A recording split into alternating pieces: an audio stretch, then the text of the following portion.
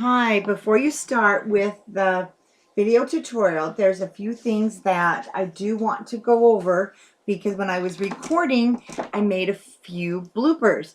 You probably wouldn't notice them, but you will notice them when you get done and when you go back and look at my finished album. So, for the finished album, let me open the inside. You will notice, and I'll show you, this was the album that I used in the tutorial. Now, you can see somewhat the difference. In the video tutorial, before we put down our waterfall, I did not show that I actually put down the pattern paper first.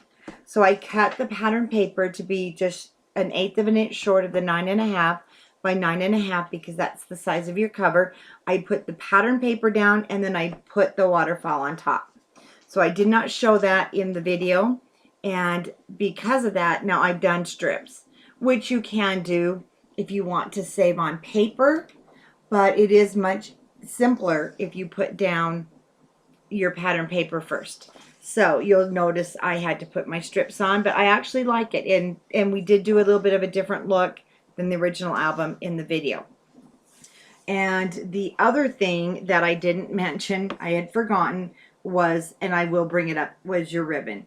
So if you want the ribbon to be exactly like this one, you'll need to put it down also before you put down your pattern paper on this side. So when you close your album, the ribbon will actually come, let me bring this up.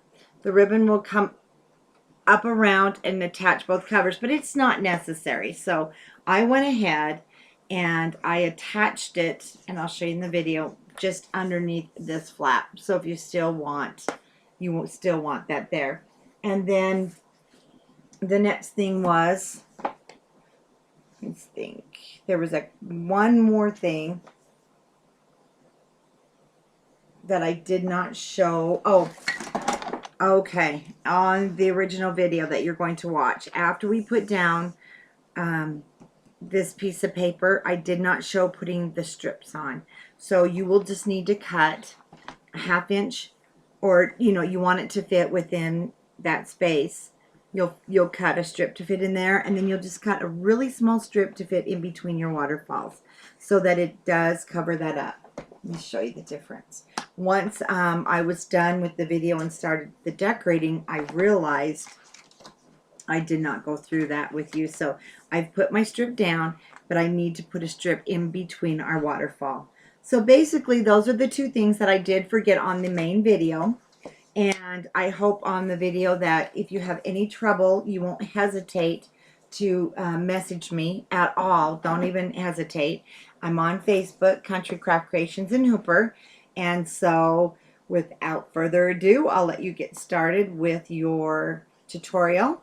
And it is a long tutorial. That is why I've had to not do the written. There's a lot of parts and pieces to this, but you'll be amazed at how fast it goes. So like I said, don't hesitate to throw me a question, and I'll be glad to help you and get right back to you. So let's move on, and we'll start with the tutorial.